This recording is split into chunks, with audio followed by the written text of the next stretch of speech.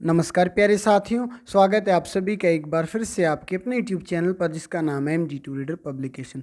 तो फ्रेंड्स, आज के वीडियो में बात करेंगे HSSC एडवर्टाइजमेंट 5/2019 की भर्ती को लेकर। क्लर्क की भर्ती थी, आप सभी जानते हैं, लगभग 4800 के आसपास वैकेंसी थी। भर्ती पूरी हो चुकी, कैंडिडेट ज्वाइन भी कर चुके, लेकिन मामला गया माननीय पंजाब हरियाणा हाई कोर्ट में। रिवाइज आंसर की का इशू था, या कह सकता हूँ आंसर की का इशू था। 3 क्वेश्चन ऐसे हैं जिनके आंसर हैं कुछ एक्चुअल में, लेकिन आयोग ने कुछ मान लिए। अपनी पिछली परीक्षाओं में वो कुछ आंसर मांग रहे हैं, अभी कुछ मान रहे हैं, और एक्चुअल में आंसर कुछ उनके और हैं, जिसकी वजह से जो इवैल्यूएशन हुआ OMR सीट का वो अच्छे से नहीं हो पाया, और एक डिफरेंस आ गया। जो कैंडिडेट कुछ सेलेक्ट होने थे वो बाहर रह गए, जिसको माननीय पंजाब हरियाणा हाईकोर्ट में चैलेंज किया गया। वहाँ पर आयोग बार बार चीज़ों को डिले करता रहा, सरकार डिले करती रही, लेकिन प्रेशर बना कोर्ट का। और फिर चेयरमैन साहब से भी जब मुलाकात, उन्होंने कहा कि किसी भी युवा के साथ अन्याय नहीं होगा। अगर आंसर की रिवाइज हो रही है तो रिजल्ट को रिवाइज करने में हमें कोई परहेज नहीं है, बशर्ते जो सेलेक्टेड कैंडिडेट हैं कुछ वो इस लिस्ट से बाहर आ जाए, वेटिंग वाले अंदर आ जाए। ऐसा कुछ होगा जब रिजल्ट रिवाइज होगा तो। लेकिन आयोग इसमें कहीं भी अपनी गलती नहीं मान रहा है। फ्रेंड्स, एक चीज़ मैं आपको बता दूं, आयोग कहीं भी इसमें अपनी गलती नहीं मान रहा है। ये वो रिप्लाई जो मैं आपको दिखा रहा हूँ, माननीय पंजाब हरियाणा हाईकोर्ट में सबमिट किया जाएगा। आपकी अगली हेयरिंग मेरे हिसाब से 25 तारीख को है।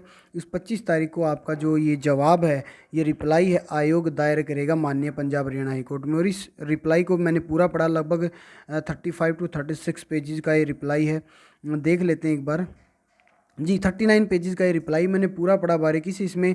तो इसमें कहीं भी आयोग अपनी गलती नहीं मान रहा है। कह रहा है कि जो आंसर की हमें दी जाती है, रिवाइज आंसर की आफ्टर ऑब्जेक्शन, जो हमारा चीफ जो एग्जामिनर होता है, वही हमें आंसर की जो है तैयार करके देता है। उसी के बेस पर OMR जो है, OMR सीट आपकी जो इवेलुएट होती हैं। तो कहीं भी इसमें सारा सॉफ्टवेयर सिस्टम है, तो अगर कहीं ना कहीं गलती है तो वो एग्जामिनर की बता रहे हैं, अपनी गलती नहीं बता रहे हैं। दूसरा, आयोग ने गलती भी मानी है, दूसरे किसी तीसरे पर्सन की गलती मानी है, और फिर लास्ट में ये भी बोल दिया कि रिज़ल्ट रिवाइज ना होने का भी कारण उन्होंने दे दिया। यानी कि अभी तक आपका जो क्लर्क का रिज़ल्ट रिवाइज होने की बातें निकल कर सामने आ रही थी, उस पर कोई भी किसी प्रकार का काम नहीं चल रहा है। ये चीज़ भी आप ध्यान में रखें। सारी चीज़ें बारीकी से बताने जा रहा हूँ फ्रेंड्स। अगर इंटरेस्टेड है वीडियो को देख सकते हो। जो साथी पहली बार चैनल पर आए, चैनल को सब्सक्राइब भी कर सकते। देखिए, ये सभी तो आप जानते हैं कि भाई 4858 वैकेंसी थी, किस कैटेगरी कितनी थी, वो फिर कोरिजेंडम आया, कुछ वैकेंसीज को विड्रॉ किया गया या कम किया गया, वो चीज़ें भी आई। फिर इसमें बताते हैं कि हमने कब रिटर्न एग्ज़ाम लिया, कब हमने आंसर की डाली, कब हमने रिवाइज आंसर की डाली।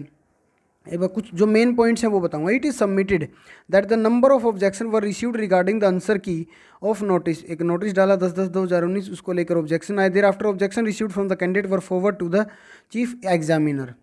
ठीक है, चीफ एग्जामिनर को इन्होंने ये भेज दिए ऑब्जेक्शन। After the receipt of revise answer key prepared by the chief examiner and the evaluation of OMR sheet of all the candidate were done based on revise answer की, that the answering respondent craves indulgence of this honorable court to file the short reply. However, the answering respondent undertake to file detailed para-wise reply case necessary arise or it so directed to do so by honorable court. तो friends, इसमें यही कहा गया है कि भाई जो examiner ने हमें आंसर की थी उस हिसाब से हमने OMR सीट को इवेलुएट किया। फिर चैलेंज किया गया कि भाई OMR जो रिवाइज आंसर की है वो गलत है, उसके बारे में इसमें आगे बताया गया है। जो काम की चीज़ आपकी वहीं रोक कर उसी के बारे में बात करेंगे। ये देखिए, लास्ट डेट की बात बताई गई है कि भाई 25 फरवरी को इसमें हियरिंग थी। Learned state counsel seek time and per his instruction from Shri Dikansh Goyal ji हैं, law officer Haryana staff selection commission, submitted that the respondent are contemplating to carry out re-evaluation of all the objected questions, the entire written examination taken by all candidate across board and the same is likely to be taken some time. तो उन्होंने time मांगा था और court ने 25/4/2022 का ये time दिया था, जैसे मैंने आपको बताया था। नेक्स्ट हियरिंग आपकी। अब ये आ गई केसेस की डिटेल, कितने केसेस हुए हैं, केस नंबर क्या है, टाइटल ऑफ द केस क्या है, ठीक है, वो सारी चीज़ें इसमें दिखाई गई हैं। उसके बाद आगे बढ़ते हैं, इसमें सारी चीज़ें देख लेते हैं। जी, ये वो सारे केसेस हैं। ये सारी पिटिशनर की डिटेल के बाद ये बताते हैं कि भी कौन कौन से केस का किस ने क्या इशू लगाया हुआ है, किस कैंडिडेट ने। लेकिन फ्रेंड्स, इसमें लास्ट में कहा क्या गया है वो एक चौंकाने वाली बात है। देखिए, अब देख रहे हैं that the common grievance of the petitioner in the above mentioned petition is that the OMR sheet of the petition have been wrongly evaluated for the various question of the various sets of the question paper and the answer of the objective question as are at par with paper code A and final answer key. In this regard, it is submitted that the commission has followed the proper selection procedure as mentioned in the, कह रहा है कि commission ने तो भाई selection process को proper follow किया है. It is pertinent to mention here that the commission has evaluated the OMR sheet of the candidate solely on the basis of the revise answer key provided by the examiner. फिर examiner के ऊपर बात घुमा फिरा कर examiner के ऊपर बात डाल दी. कह रहे हैं कि हमने तो सारा फेयर किया है, जो सिस्टम जनरेटेड सारा प्रोसेस है सारा एग्जामिनर की गलती है, जो उन्होंने दिया हमने कर दिया. ठीक है. That it is worthwhile to mention here that the final result for the post of questions was declare. Final result हमने डिक्लेयर कर दिया, हमने मेरिट लिस्ट बना दी. Thereafter the commission release the revise answer key. ठीक है जी, revise answer की बना दी. उसके बाद फिर ऑब्जेक्शन आए, फिर उन्होंने कंसीडर किया. फिर जो मेन बात है ना फ्रेंड्स, इसमें HSSC ने क्या कहकर, ये बड़ा लंबा है, इसमें एक एक क्वेश्चन का दिया हुआ. जो मेन बात है वो मैं आपको दिखा देता हूँ कि एट लास्ट इन्होंने बोला क्या, कंक्लूजन क्या निकला पूरे नोटिस का. पॉइंट नंबर 17, 17वां पॉइंट, इसको बड़े ध्यान से पढ़ेंगे. That in the instant writ petition the petitioner have not impleaded the selected candidate as a necessary party.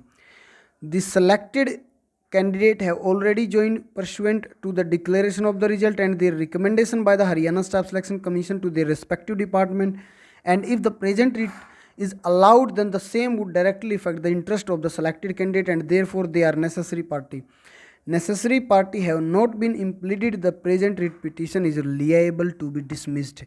तो यहाँ पर कहा गया कि भाई अगर ये रिट जारी रखी जाती है, आगे रिजल्ट को रिवाइड किया जाता है, तो प्रभावित कौन हो रहे, जो सिलेक्टेड कैंडिडेट है वो डायरेक्टली इसमें प्रभावित हो रहे, लेकिन वो पार्टी ही नहीं है केस में, जिसकी वजह से ये जो रिट पिटीशन है इसको डिसमिस किया जाए.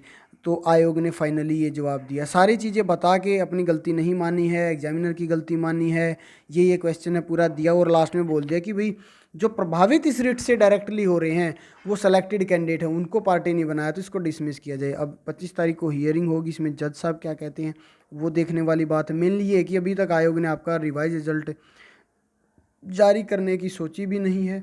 वो चाह रहे हैं, वो बचना चाह रहे हैं, वो किसी तरीके से एक बीच का रास्ता यहाँ से निकालना चाह रहे हैं कि भाई हमें रिजल्ट को रिवाइज ही ना करना पड़े.